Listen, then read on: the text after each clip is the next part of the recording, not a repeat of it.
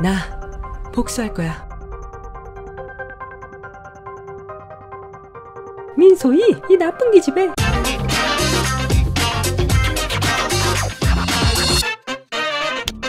안녕하세요, 편안한 IT 리뷰 더신자입니다. 오늘은 정말 핫한 제품이죠. 갤럭시 Z 폴드2를 가져왔습니다. SK텔레콤에서 대여를 받아서 가져왔고, 결론부터 말씀을 드리자면 저는 이 갤럭시 Z 폴드2를 보는 순간 이 제품에 있는 모든 단점들을 잠시 잊어버렸어요.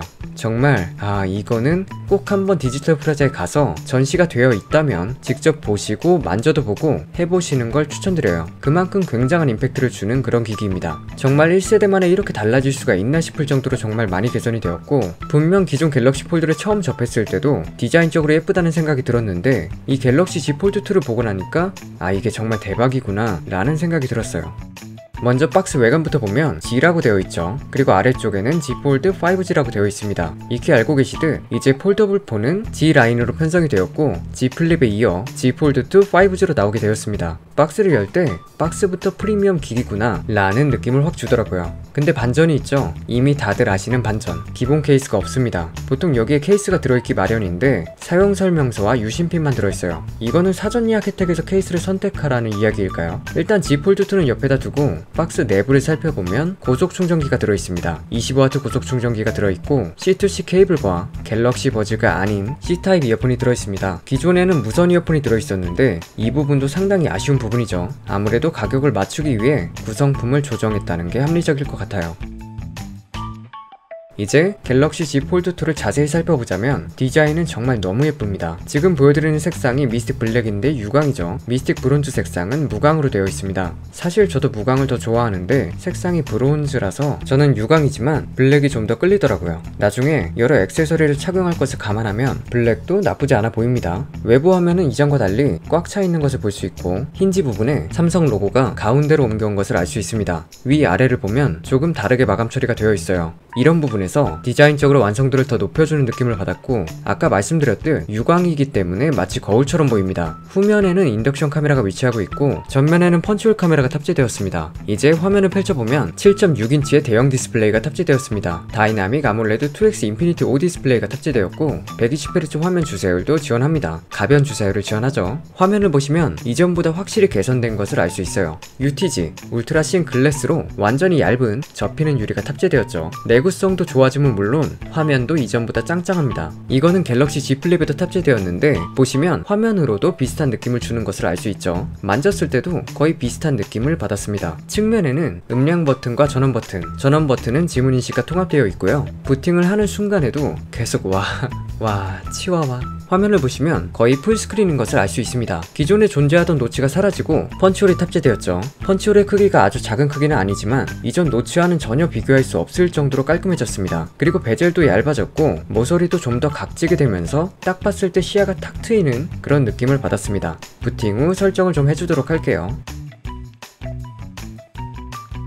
갤럭시 Z 폴드2를 설정하면서 느꼈던 것은 꾸미는 재미가 있다는 겁니다. 내부 화면, 외부 화면 두 개가 존재하고 락스크린까지 하면 세 가지니까 확실히 꾸미는 맛이 있어요. 진짜 테마 고르면서 이렇게 행복할 수가 없었습니다. 여러분, 너무 예쁘지 않아요?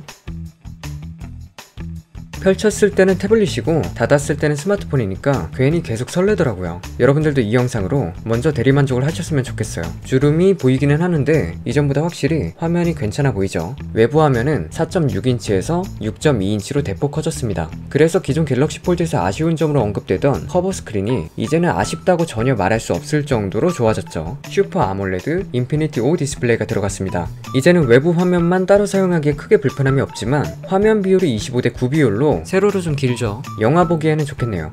그리고 이렇게 프리스탑 힌지가 들어갔기 때문에 세워서 영상을 볼 수 있고, 이렇게 쿼트 키보드로 검색하기도 편해졌습니다. 더신자를 검색해봤는데 이렇게나 많은 콘텐츠가 있을 수가 대박인데? 그리고 폴드하면 앱 연속성을 빼놓을 수 없는데요. 커버 스크린을 사용하다가 펼치면 아주 부드럽게 전환이 되죠. 커버 스크린에서 앱을 계속 사용하시려면 설정, 디스플레이, 커버 화면에서 앱 사용에 들어가 원하는 앱을 활성화시켜주면 됩니다. 물론 안되는 앱도 있어요. 이렇게 해주시면 설정한 앱은 닫아도 커버 스크린에서 사용이 가능하죠. 외부와 내부의 전환이 굉장히 부드럽게 됩니다. 내부 화면에서는 이렇게 영상을 보면서 댓글을 보기에 최적화되어 있습니다. 영상을 볼 때는 따로 거치대 없이 프리스타 빈지를 이용해 세워서 편하게 시청을 할 수 있었습니다. 스피커는 위아래로 스테레오 스피커가 탑재되어 있는데요.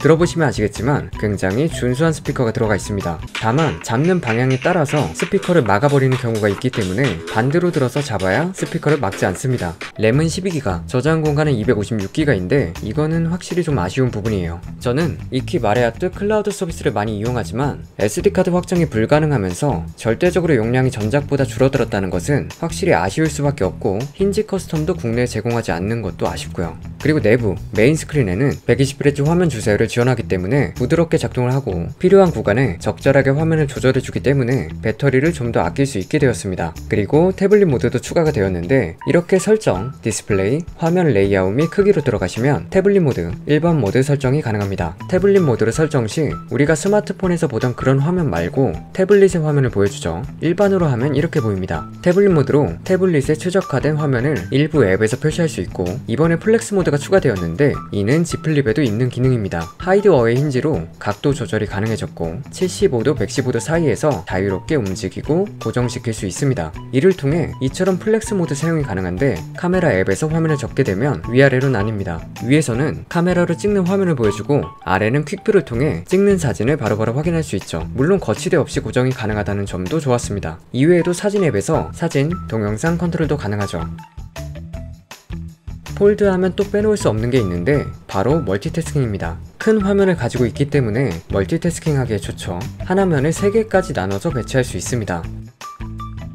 가운데 점 3개를 눌러보면 앱 페어 기능이 생겼는데 내가 자주 사용하는 3개의 앱을 한 번에 묶어서 저장해 두는 거죠. 하나씩 추가할 필요 없이 한 번에 여는 게 가능합니다. 물론 이렇게 위치를 바꾸는 것도 가능하고요.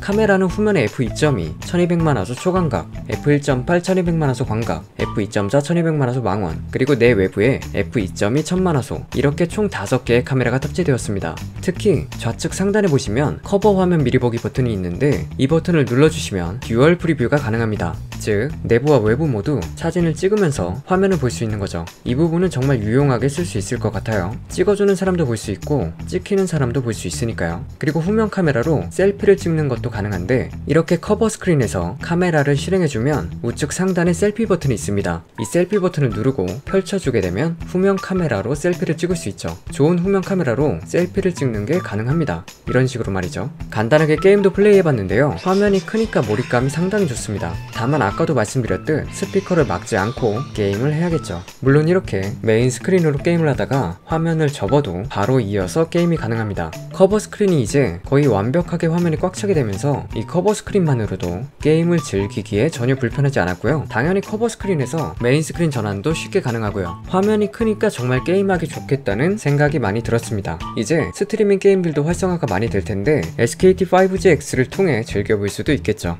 게다가 스냅드래곤 865 플러스 프로세서가 탑재되었기 때문에 게임 성능은 걱정 안 해도 될 것 같습니다. 배터리는 4500mAh가 탑재되었고 무선 충전도 가능하죠. 유선 충전 25W, 무선 충전은 10W입니다. 그리고 이걸 걱정하시는 분들도 있을 거예요. 바로 무게. 아무래도 큰 화면을 접어다니는 폴더블 폰이기 때문에 무게가 좀 있죠. 전작보다 조금 무거워진 282g입니다. 근데 사실 저는 이런 생각을 해봤어요. 제가 지금 들고 있는 것은 갤럭시 Z 폴드 2가 아니라 바로 미래가 아닐까. 미래의 무게를 감당하거라. 무슨 소리 하고 있냐고요? 쌉소리입니다. 이 영상을 보면서 혹시 구매할 의욕이 생기셨나요? SK텔레콤에서 대여를 받았기 때문에 구매 혜택 빠르게 설명드리도록 할게요. SKT T-다이렉트샵에서 9월 4일부터 9월 10일까지 입고 알림 신청을 할 수 있고 신청 고객 대상으로 이벤트를 진행하니까요. 신청해보시고 경품도 받아가셨으면 좋겠습니다. 그리고 사전 예약은 9월 11일부터 9월 15일까지 진행을 하니까요. 사전 예약하시고 삼성 기업 플러스 1년권과 버즈 라이브 또는 정품 케이스 1개 플러스 무선 충전 트리오 플러스 촬영용 거치대 개까지 있는 케이스 패키지 중 한 개를 선택하여 받아보실 수 있으니까요. 사전 예약 혜택이 가장 좋으니까 구매 예정이시라면 사전 예약하시고 혜택 받으시는 게 베스트일 것 같습니다. 디스플레이 70% 파손보험도 공통 혜택으로 제공이 되고요. 자, 이렇게 오늘은 갤럭시 Z 폴드2를 보여드렸는데요. 일단 더 사용을 해봐야겠지만 첫인상은 와, 정말 대단하다, 정말 잘 만들었다는 생각이 아직도 가득 차 있습니다. 여러분들이 보시기엔 갤럭시 Z 폴드2 어떠신가요? 더 재밌고 더 유익하고 편안한 영상들이 계속 업로드 예정이니까요. 구독 한번 해보시는 건 어떨까요? 오늘 준비한 영상은 여기까지입니다.